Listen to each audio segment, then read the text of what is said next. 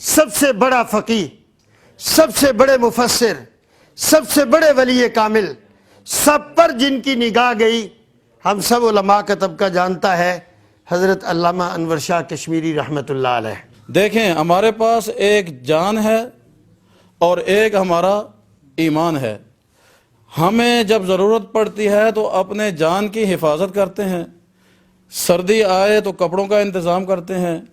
اگر تکلیف دینے والی کوئی چیز ہو تو اس سے بچنے کی کوشش کرتے ہیں تاکہ ہماری جان کو نقصان نہ پہنچے۔ اسی طریقے سے میرے بھائیوں، وہ چیز جو ہمارے ایمان کو نقصان پہنچانے والی ہے، اس سے اپنے ایمان کو بچانا بھی اپنے اس جان سے زیادہ میرے اور آپ کے لیے کیا ہے، ضروری۔ Senior scholars of Almi Majlis Tahfaz Khatm Nubuwat was asked how many people who have wandered astray from Muslims and fallen prey to people who follow the impostor Nabi, how many have you brought back to Islam and how many have you made Muslims? And Maulana Muhammad Ali Jalandhari Rahmatullah alayh, he then said, don't ask me how many of those people I've brought back into Islam. Ask me how many people I have helped to protect and save from falling prey to these people. حضرت لدھیانوی رحمۃ اللہ علیہ عقیدہ کے اعتبار سے خالص ایمان والے تھے، عمل کے اعتبار سے آپ نے علماء اکرام سے ان کے بارے میں سنا، اور حق جو اہل حق کی جماعت کے ساتھ عالمی مجلس تحفظ ختم نبوت کی امیر کی حیثیت سے رہے، اور صبر، مشکلات آتی رہیں، انہوں نے صبر کا دامن نہیں چھوڑا۔ تو میرا یہ سوال یہ ہے کہ بھئی جیسے آپ فرد کے حق کی بات کرتے ہیں، ویسے ہی قوموں کے حقوق کی بھی بات ہونی چاہیے۔ آپ ایک فرد کی اس کے بنیادی رائٹس کی حفاظت کی ذمہ داری لیتے ہیں، لیکن آپ قوموں کے اجتماعی جو ان کے جو ہے کلچر ہے، ان کی تہذیب ہے، ان کی ثقافت ہے، ان کا مذہب ہے، اس کو آپ ڈسٹرائے کر رہے ہیں۔ مسجد حمزہ پہنچے تو حضرت کا قیام بالائی منزل پر، اتلی منزل پر ایک کمرے کے اندر تھا، تو علامہ صاحب بھی سیڑھیوں کے ذریعے سے جب وہاں جا رہے تھے تو راستے کے اندر جو گلی ہوتی ہے، پیسج ہوتی ہے، تو حضرت اپنے روم سے نکل کر باہر سیڑھیوں کی طرف تشریف لا رہے تھے۔ اچانک حضرت علامہ صاحب کی نظر پڑی تو ان سے گلے ملے اور ساتھیوں سے ناراض بھی ہوئے کہ آپ نے مجھے پہلے کیوں نہیں بتایا کہ میں نیچے جاتا، دروازے سے جا کر حضرت کا استقبال کر کے ان کو لاتا، اور پھر ساتھ ہی کمرہ تھا وہاں تشریف لے جانے کو کہا۔ جب کمرے کے اندر تشریف لے گئے حضرت علامہ صاحب، تو حضرت نے تاکید سے فرمایا کہ اس گدے پر آپ تشریف رکھیں۔ حضرت علامہ صاحب کا اصرار تھا کہ نہیں، آپ اس پر تشریف رکھیں کہ آپ ہمارے بڑے ہیں۔ چنانچہ دونوں بزرگ اسی تکرار کے اندر تھے کہ انہوں نے زبردستی حضرت علامہ صاحب کو کہا تو وہ گدے کے ایک کنارے پر بیٹھ جاتے ہیں، لیکن حضرت بجائے اس کے کہ اس گدے پر بیٹھیں، بلکہ جیسے طالب علم ایک بیٹھتا ہے، گدے کے نیچے دو زانو ہو کر حضرت علامہ صاحب کی طرف اپنا چہرہ کر کے بیٹھ جاتے ہیں۔ نبی جو ملا زمانے سے لاجواب ملا، ستارے سب کو ملے، ہم کو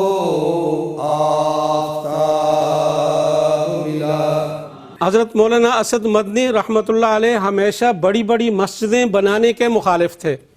وہ فرمایا کرتے تھے کہ تمہاری نماز ہر جگہ ہو سکتی ہے، تم اپنی اولاد کے لیے اسکول، کالجز اور یونیورسٹیاں بناؤ۔ کہ جو سنتوں پر عمل کرنے والے ہوں، اللہ سے ڈرنے والے ہوں، پیغمبر علیہ السلام کی سنتوں پر عمل کرنے والے ہوں، اور ان کے گفتار کے اندر نرمی ہو۔ فرمایا ایسے لوگ انبیاء کرام علیہ السلام کے وارث ہیں، گویا کہ نبی کے بیٹے ہیں۔ یہاں اللہ تعالیٰ کا عجیب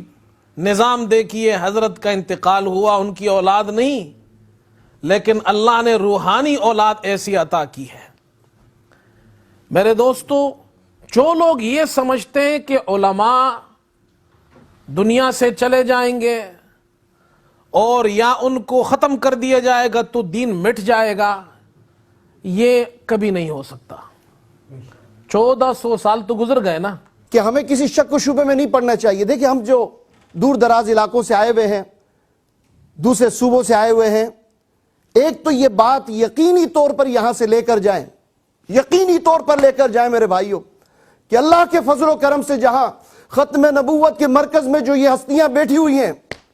اللہ کے فضل و کرم سے یہ تمام جنتی لوگ ہیں۔ حضور سرور کائنات صلی اللہ تعالی علیہ وسلم کی ختم نبوت کے تحفظ کے سلسلے میں جو انہوں نے مشن چھوڑا ہے، انشاءاللہ ہم مٹ سکتے ہیں، ہمارے جسموں کا ٹکڑا ٹکڑا ہو سکتا ہے، لیکن اس مشن سے ہم پیچھے نہیں ہٹیں گے۔ عقیدہ ختم نبوت کے تحفظ کے لیے کوئی قانون بن جائے، ہم حضور کی عزت و احترام کے لیے اپنے آپ کو ذبح کرا لیں گے، لیکن کسی ظالم کو حضور علیہ السلام کی اس گدی پہ بیٹھنے کی اجازت نہیں دیں گے۔ مجھ سے پہلے ایک صاحب نے بڑی عجیب بات کہی، حضرت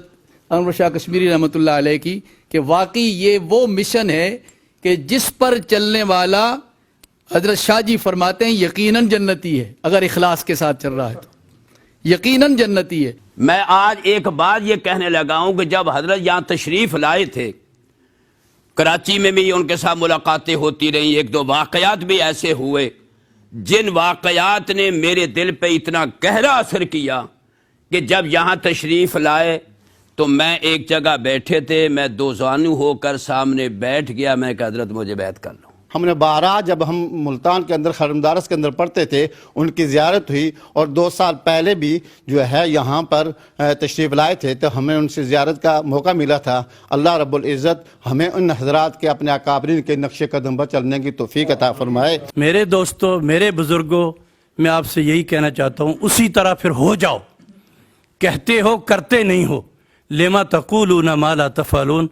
وَإِذَا أَخَذَ اللَّهُ مِيثَاقَ النَّبِيِّينَ لَمَا آتَيْتُكُم مِّن كِتَابٍ وَحِكْمَةٍ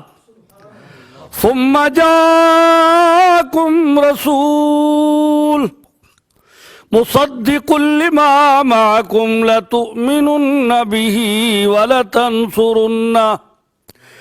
قَالَ أَقْرَرْتُمْ وَأَخَذْتُمْ عَلَىٰ ذَلِكُمْ إِصْرِي قالوا اقررنا قال فاشهدوا وانا معكم من الشاهدين۔ اور وہ وہاں بیٹھ کر بڑے ہی اندر وہ سسٹم میں کام کرتے جا رہے ہیں اور اپنی جگہ بناتے جا رہے ہیں۔ اور اب یہ ہے کہ اسی فتنے سے ایک بندہ جو ہے وہ آپ کا اس وقت جو مذاہب سے متعلق وزارت ہے وہ چلا رہا ہے۔ پڑھانے والے اساتذہ تو بہت ہیں، سبھی پڑھاتے ہیں، جو بھی استاد ہیں پڑھاتے ہیں، لیکن ان کی جو خصوصیت ہے وہ ہے کہ وہ طالب علم کی تربیت ایسے شاندار طریقے سے کرتے تھے کہ اور خود بھی نمونہ تھے۔ میں نے 2 سال میں کبھی ان کو نہیں دیکھا کہ غصہ کرتے ہوئے، حالانکہ طالب علم تو الٹا سیدھا چلتے ہیں، لیکن اگر کسی کو دیکھا کہ الٹا سیدھا چل رہے ہیں، اس کو ایسے طریقے سے سمجھاتے تھے کہ دوبارہ وہ کبھی الٹا نہیں کرتا تھا۔